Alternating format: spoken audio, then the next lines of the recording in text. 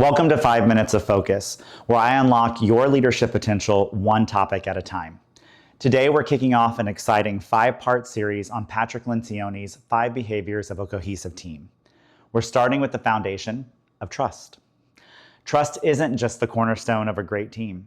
It's the soil where collaboration, innovation, and success take root. But not all trust is created equal. In this context, we are specifically talking about vulnerability-based trust, the kind where team members feel safe being honest, sharing mistakes, and asking for help. Over the next few minutes, I'm going to go over and explore how you can create that foundation for your team in 5 steps. Number 1, lead by example. Building trust starts with you. As a leader, you need to demonstrate vulnerability first. You can do this by sharing your own challenges, admitting your mistakes, and asking for feedback.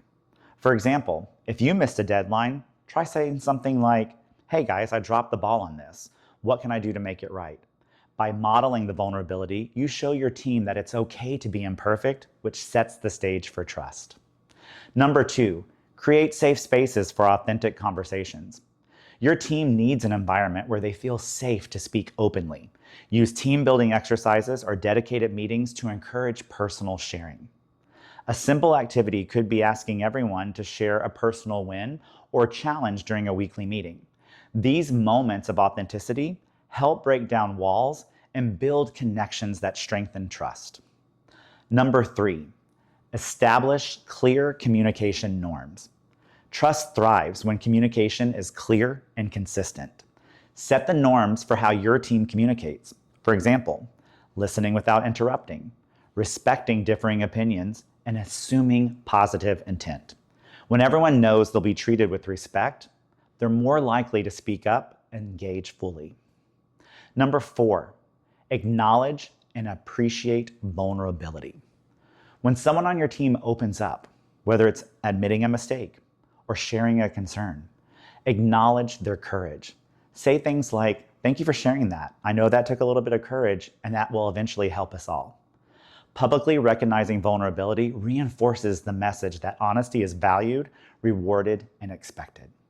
And finally, number 5, address breaches of trust promptly. Even the most trusting teams will face setbacks, like a missed deadline or a broken promise. Address these breaches directly and constructively. Have private conversations to understand what happened and work together to rebuild that trust. By tackling the issues head on, you show your team that trust is non-negotiable. It's now time for today's challenge. In your next team meeting, share one vulnerability, whether it's a recent mistake, a personal challenge, or maybe it's a lesson you've learned. Then invite your team to do the same by answering this simple question. What's one thing you're working on improving personally or professionally?